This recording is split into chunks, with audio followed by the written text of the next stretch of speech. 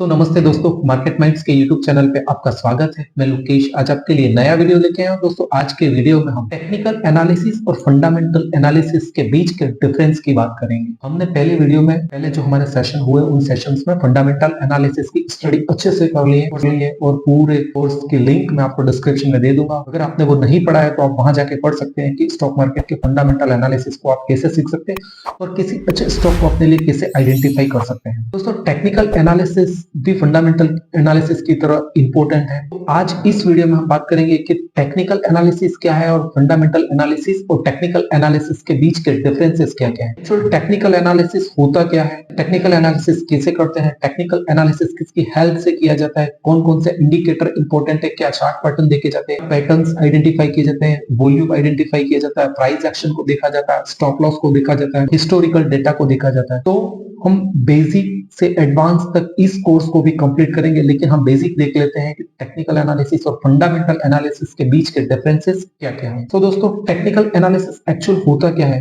इसका basic definition क्या है कि टेक्निकल एनालिसिस किसे कहते हैं। किसी स्टैटिकल डेटा के अनुसार या पास्ट हिस्ट्री के डेटा के अनुसार हम किसी चार्ट को, जैसे कि Nifty, bank Nifty, rupees, dollar या गोल्ड के चार्ट को प्रिडिक्ट करते हैं, उसके प्राइस एक्शन को देखते हैं, उसके वॉल्यूम्स को देखते हैं और उसमें जो भाव में उतार और चढ़ाव आया, मतलब भाव उसका ऊपर गया, उसका भाव नीचे आया, इन सब के हिस्टोरिकल जो डेटा है उसके बेस पे हम जो डिसीजन लेते हैं वो होता है टेक्निकल एनालिसिस। टेक्निकल एनालिसिस में हमें प्राइस को देखना होता है, वॉल्यूम को देखना होता है, कुछ इंडिकेटर्स भी ऐड करने होते हैं, कुछ प्राइस एक्शंस भी देखने होते हैं और कुछ चार्ट पैटर्न भी देखने होते हैं, जो हम आगे वीडियोस में पढ़ेंगे। जो ये एक पूरा एक सेशन होना है, जो आगे की क्लासें हमारी आने वाली उन क्लासेस में हम पूरी टेक्निकल एनालिसिस के बारे में बात करेंगे। टेक्निकल एनालिसिस का पर्पस क्या है? टेक्निकल एनालिसिस का जो मेन पर्पस है वो हिस्टोरिकल डेटा के अकॉर्डिंग इनफॉर्म डिसीजन ले पाए आप किसी स्टॉक में बाइंग और सेलिंग का, और उसके हिस्टोरिकल डेटा के चार्ट पैटर्न के अनुसार, उसके वॉल्यूम के अनुसार, उसके पास्ट में उसके साथ कैसा परफॉर्मेंस हुआ और कैसा रहा है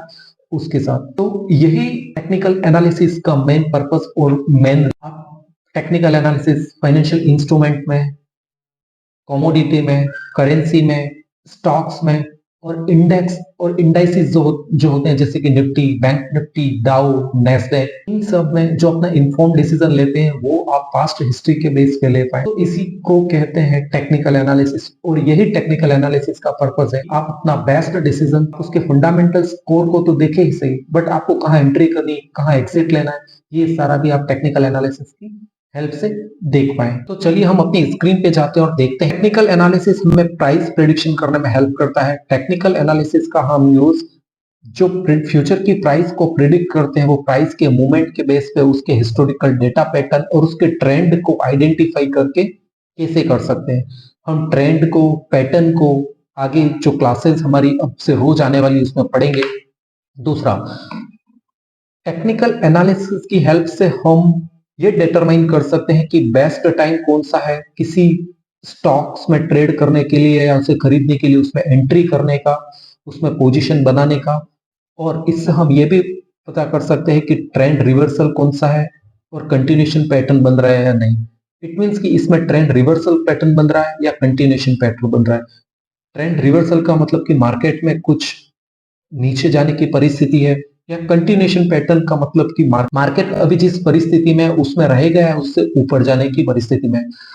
हमें टेक्निकल एनालिसिस टाइमिंग ट्रेड्स करने में हेल्प करता है। दूसरा कि टेक्निकल एनालिसिस रिस्क मैनेजमेंट में भी हमें हेल्प करता है।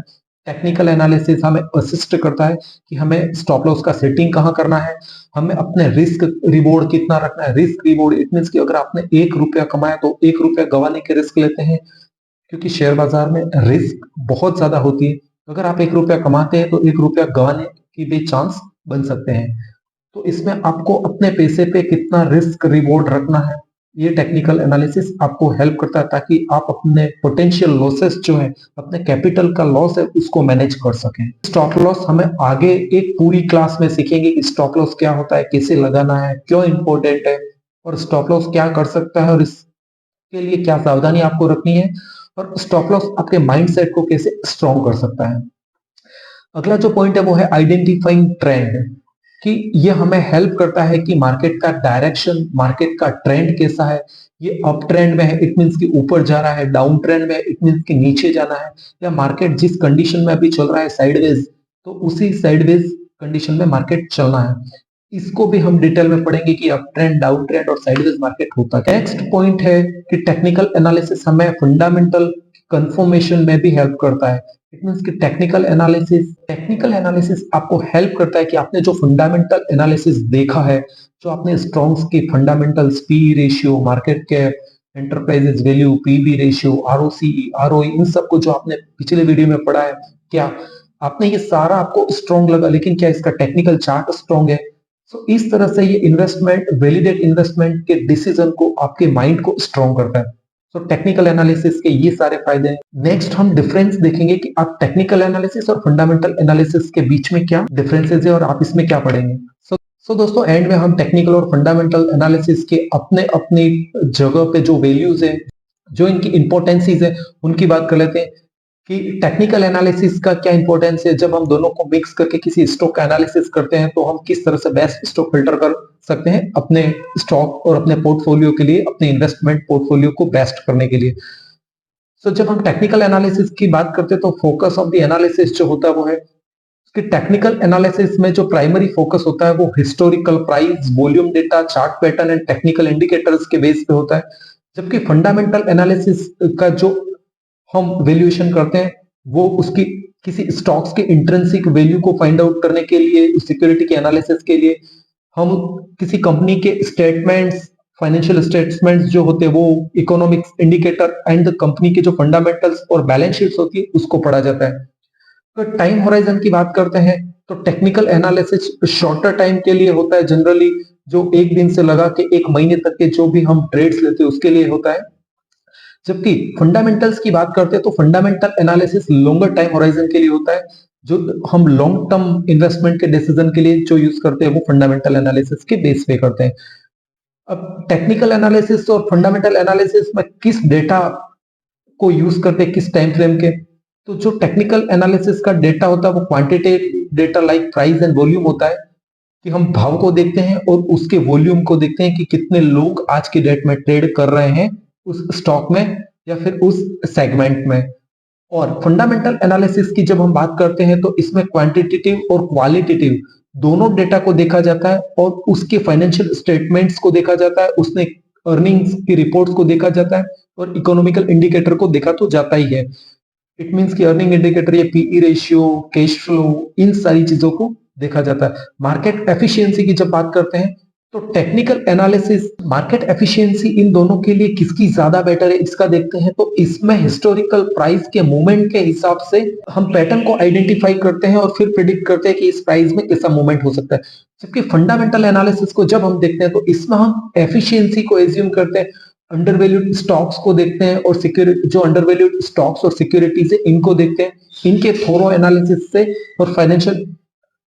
और financial statements, balance sheet, profit and loss statement, और इकोनॉमिकल जो फैक्टर है कि उस कंपनी में कैसा, हमने जो भी अभी तक टेक्निकल फंडामेंटल एनालिसिस सीखा, हमने उसमें जो भी इकोनॉमिकल फैक्टर देखे कि मैनेजमेंट का कुछ प्रॉब्लम है, उसके अलावा किसी डिजास्टर का प्रॉब्लम है, कोई नेचुरल डिजास्टर की प्रॉब्लम्स की वजह से कंपनी में कोई प्रॉब्लम हो रही है, ये सारे हम मार्केट एफिशिएंसी में देखते हैं, जो फंडामेंटल एनालिसिस के लिए इंपॉर्टेंट है। अब एंड में हम एप्लीकेबिलिटी की बात करते हैं, तो जो टेक्निकल एनालिसिस है वो शॉर्ट टर्म ट्रेड के लिए और टेक्निकल ट्रेडर्स के लिए बहुत इंपॉर्टेंट है। जबकि फंडामेंटल एनालिसिस की बात करते हैं, तो ये लॉन्ग टर्म इन्वेस्टर को जो intrinsic value of the security पे अपना वेट करते हैं, उनके लिए बहुत इंपॉर्टेंट है। मतलब जो लॉन्ग टर्म इन्वेस्ट करना चाहते हैं, जो 2 साल, 5 साल, 8 साल, 10 साल और उससे लॉन्गर होराइजन की व्यू वाले जो लोग होते हैं, उनके लिए फंडामेंटल एनालिसिस इंपॉर्टेंट है। तो हमने आज टेक्निकल एनालिसिस और फंडामेंटल एनालिसिस के रिलेवेंसी की बात की, इनके बीच के डिफरेंस की बात की। इस वीडियो की हेल्प से आप समझ गए होंगे कि टेक्निकल एनालिसिस की अपनी जगह कितनी रिलेवेंसी है और फंडामेंटल एनालिसिस भी कितना इंपॉर्टेंट है, और इन दोनों के बीच के डिफरेंट को भी आप समझ गए होंगे। हमने फंडामेंटल एनालिसिस कंप्लीट पढ़ लिया। अब हम आगे के सेशंस में टेक्निकल एनालिसिस की जिन जिन पॉइंट्स की हमने इस वीडियो में बात की उसकी स्टडी करेंगे। दोस्तों, मार्केट माइंड्स के चैनल को लाइक, शेयर एंड सब्सक्राइब जरूर करें, ताकि मैं आने वाले समय में ऐसे ही इंपॉर्टेंट और लर्निंग्स वीडियो आपके लिए लाता रहूंगा। जय हिंद साथियों।